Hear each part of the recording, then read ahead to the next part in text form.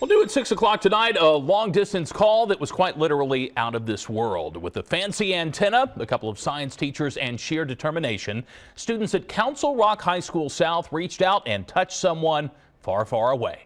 Pat Shiraki has the story from Bucks County. The scratchy sound echoed through the auditorium at Council Rock South.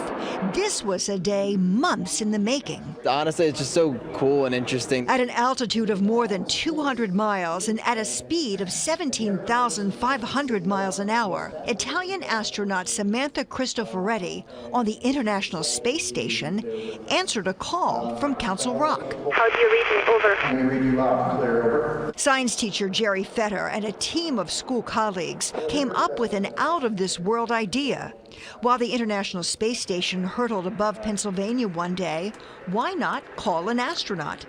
A cell signal wouldn't reach, so Fetter engaged a team of ham radio operators to get the job done. We're taking an antenna, aiming it towards them, and they have a small antenna on the space station, and we're having a contact. Katie Kasopoulos lined up with 9 other student interviewers. My question was, how does the 90-minute orbit affect how they work? Not so much, because we work on a regular 24-hour clock. You have to always find a way to secure yourself, otherwise you float away when you try to work. When you're talking to someone who's not currently standing on the planet and then they're in space is just fantastic. That's the reaction Fetter was eager to hear. Students today are so used to using their cell phones and modern technology, and to see them get inspired by something that has been used over the decades is real encouraging to me. Science student Tom Hindman is now thinking about giving aerospace a whirl. It's just amazing to see how technology from years ago matched with technology today just produces such an organic and cool experience. Very cool. So for those of you in our audience right now, what you see up on the screen is the location of the ISS right now is the large loop down by Australia. You'll see it track up. It's going to start out. We should be getting it hit somewhere around 117. So as that blue area hits over Pennsylvania, then the International Space Station will be coming over the horizon. Briefly, just go over some things that is going to happen here today. First, if everybody could turn off all of your electronic devices. When we make contact with the space station, we don't want any background noise, any ringers going off or anything like that. That being said, also, if everybody could make sure that they keep quiet when we're making transmissions, we're only going to have about 8 minutes or so as they fly over to make contact with the space station. Briefly, just go over some things that is going to happen here today. First, if everybody could turn off all of your electronic devices. When we make contact with the space station, we don't want any background noise, any ringers going off or anything like that. That being said, also, if everybody could make sure that they keep quiet when we're making transmissions, we're only going to have about 8 minutes or so as they fly over to make contact with the space station. It's important that we stay quiet so that when we're making contact with them, they don't have any background noise. As the International Space Station is 300 miles above us, traveling at 17,000 miles an hour, we're going to be able to send radio waves out from this antenna that you can see over here, which is on our roof right now. Mr. Fetter and I ran out to Toledo, Ohio earlier this year to collect the equipment from someone who donated it to us, to our school, along with the radio. If you're interested in seeing it, you can walk out the A-wings, especially from the second floor. If you walk out the A-wings and look back over the roof of the auditorium right now, you'll be looking at the antennas that you see there. But what we're hoping to do today is just send the signal out there, and as they collect the signal, they can talk back to us if we're on the right frequencies. So once we brought everything back here, all 4 of us have our strengths. Mr. Bauer, outstanding in technology. Mr. Warwick, his flight, his physics. Mr. Fetter and I with our NASA contacts and our space interest in astronomy. But to tell you the truth, we had no idea what to do with the equipment. And that's when we became the students. And we're in the middle of that right now, in fact. It took the Warminster Radio Club to come out, amateur radio club to come out here and show us what the equipment was, show us how it worked, and really teach us what we're doing with it. And we're still in the process of learning that right now. And that's what we're going to hear about next, the Warminster amateur radio. With me, we have Amy Bauer, and we have Joe Ramsey, Erwin Derrick, Carla Harris, And we'd like to thank you, gentlemen, for many endless nights being here up on the roof in the cold, in the rain, and helping us figure out how to use this incredible equipment. Amateur radio, which you're going to hear us calling it ham, capital H, capital A, capital M. It's an amateur radio that operates on what they call the amateur frequencies. The FCC controls all the frequencies where broadcast takes place. When you wrote in this morning and listened to the radio station, if you were listening to WMMR 93.3 megahertz, they were broadcasting on that frequency. The FCC allows that width right there to be broadcast by that group, that organization. The amateur band is quite a wide band, and that is what these gentlemen work with all the time. And that is the band that we're going to broadcast on today to communicate to the International Space Station. Later on, we're going to talk also about if you're interested in getting in order to broadcast on the ham radio frequencies, the amateur frequencies, you need a certification yourself. You have to pass a test to become an operator. I was fortunate enough in a project before where I took the test and I got through it. A little nervous, I had 5 kids do it with me, but they passed it also. These gentlemen are heavily certified in that area. We hope to be offering this to students and staff if they are interested in getting their ham radio license after this project is all done. Ham radio is also, the amateur radio is also used in emergency situations when other communication techniques fail. If the internet goes down or anything else, ham radio still works. The equipment at South here was donated by Mr. Steve Lachesky. We're very grateful for that. Mr. Wormcastle and Mr. Fetter trekked out to Toledo, as we said. They picked up the equipment, and he so gracefully donated all of this equipment to us. The equipment can also be used with our studies, cross-curricular. We can bring any department down, and we can talk to people around the world. We can do research. We can measure the distance to the moon if we want to. We can bounce a radio signal off it and send it back. We can do all kinds of cool stuff like that. At this point, I'd like to hand the radio and the microphone over to Mr. Fetter. Thank you.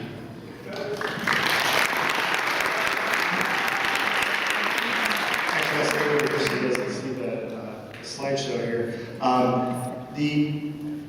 Right now on the International Space Station, the crew that's on the International Space Station includes 2 American astronauts, and these are the 2 American astronauts that are on the space station. One is Barry Wilmore, and he's the commander of Expedition 42 on the International Space Station. Barry has been an astronaut since 2000. He was selected as a pilot of the space shuttle, and he piloted STS-129. STS stands for Space Transportation System, and that's the fancy word for the space shuttle. It's the 129th mission of the space shuttle. During that, imagine that, he traveled 4.5 million miles in 171 orbits in only 10 days, a little over 10 days. It's kind of amazing how fast these things go as they're flying over our building today when we're making contact with them. Terry Virts is a flight engineer on the International Space Station.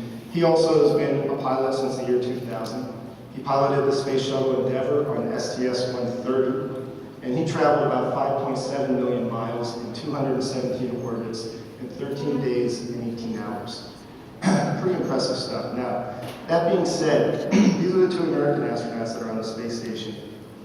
But we may or may not be talking to them today. In order for us to make contact with the space station, we're using a ham radio, and there's only one licensed ham radio operator on the space station. Believe it or not, these guys flew the space shuttle, but they can't work the ham radio, but it's because they didn't get the license. This astronaut that's on board the space station did. And her name is Samantha Cristoforetti, and she is an Italian astronaut. She's from the Italian Space Program, part of the European Space Agency, or ESA. She is an Air Force captain in the Italian Air Force and an engineer. She was selected as an astronaut by the European Space Agency in 2009. She was the first Italian woman in space. She launched to the space station on November 23rd of 2014. And this is the second long-duration mission for the Italian Space Agency, which is ASI, and the 8th long-duration mission for the European Space Agency. This is the person that we will initially make contact with. It may be the only astronaut that we talk with today. if the other two are available, they may be there with us. Mr. Bauer, if you can pull up the computer. While Mr. Bauer is pulling this up, I want you to imagine. Okay, so again, guys, I want to remind you that once we start acquiring a signal, and we're going to start trying to acquire that signal. It did say that we were going to start at 119. We're actually going to start trying to radio to them at 116. All right, so 116, we'll start radio transmission. You'll hear Mr. Havler talking on the radio and calling for the International Space Station while we're waiting for a response. And that response could come immediately, it could come 5 minutes later. So during that time, of course, again, I just want to remind you to try to keep it as quiet as possible and learn from each other. So thank you, Mr. Becker. We are about ready to start our transmissions.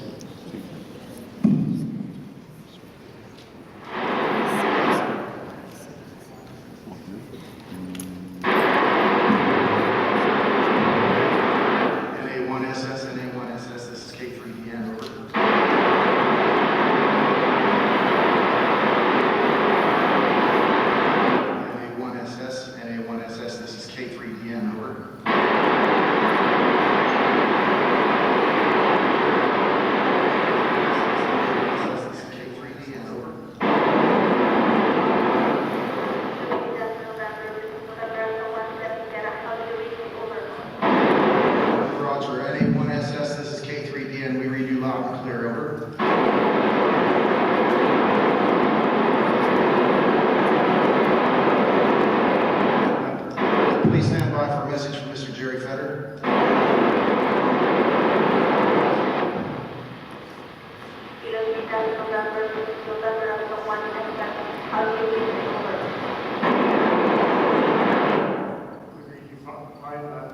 Thank you for giving Council Rock South the opportunity to participate in this program and answer our students' questions. I'd like to turn this over to Matt Deshevsky, who's going to ask the first.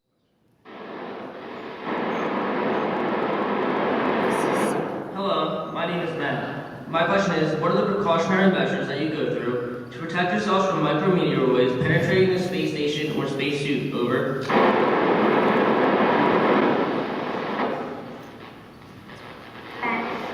Thanks for the question.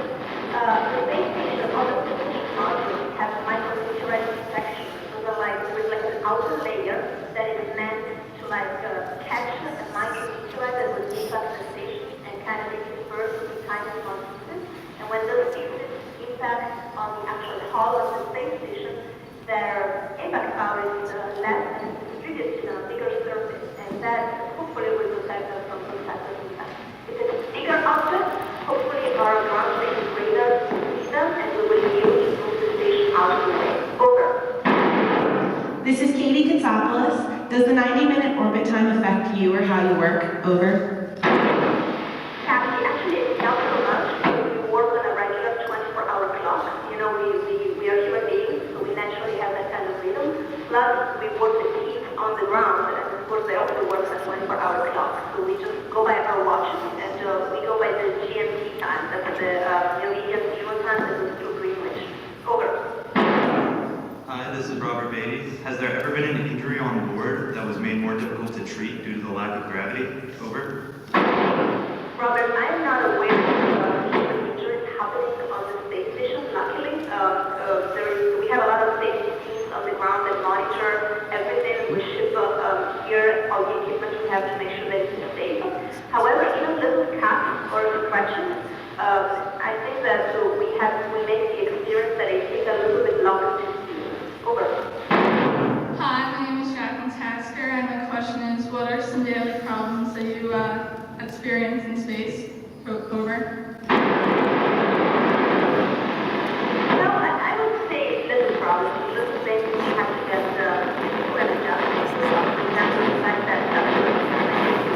And it's a lot of fun, of course, but it's also you have to adjust a little bit the way you work. For example, you have to be, you have to always find a way to secure yourself, otherwise you float away when you try to work.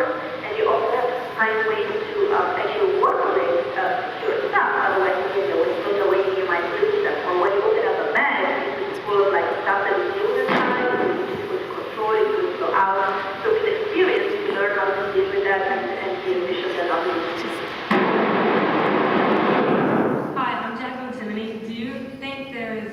exploring space related to the economics of our country? Over. Behind space exploration, there is a lot of research and technology development that is happening on Earth before we can explore space. And there's a lot of business we can discover in space. So there is a great breadth of knowledge and technology and a lot of confidence that can be used by the methods of exploration. And that's what the fact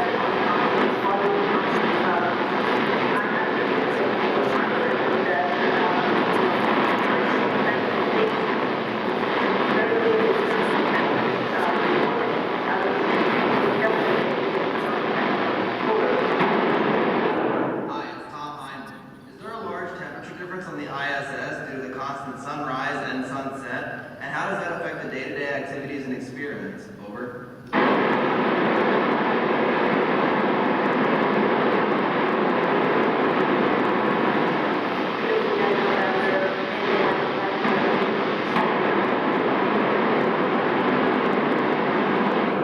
Hi, it's Robert Cornwell, and when you return to Earth, what will you experience during re-entry, and what training did you go through to prepare for it? Over.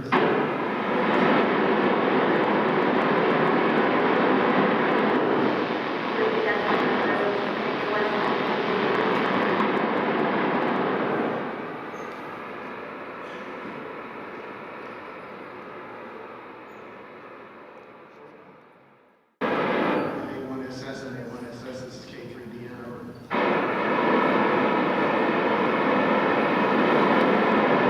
A1SS and A1SS, this is K3DN, over.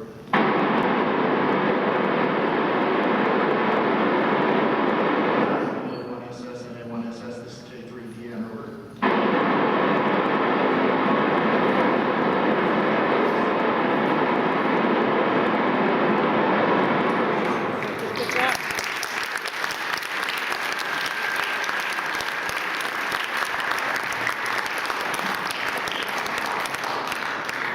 You can see how quickly that happens. I mean, imagine we picked them up coming up over Georgia, and now they're setting over Nova Scotia somewhere. So traveling that fast at 17,500 miles per hour, they're moving, and we never really know how long we'll be able to keep them in contact. Right now, what I'd like to turn the mic over to Erwin Derrick, and he is going to talk to you and answer some questions to you about amateur radio. So why don't we use a low-tech FM form of communication of voice? And you're right, there are other ways they could have communicated with us. But it's fascinating that when everything else fails, if you look at disaster with tornadoes, hurricanes, Sandy, Katrina, the internet gets overloaded, cell phones no longer work, amateur radio communication gets through all the time at that point. So, and this is what they like to do, is they use this kind of voice, because, yeah, maybe they could have had a satellite phone, we could have figured out a satellite phone in some form of communication, but when they do that, they do an amateur radio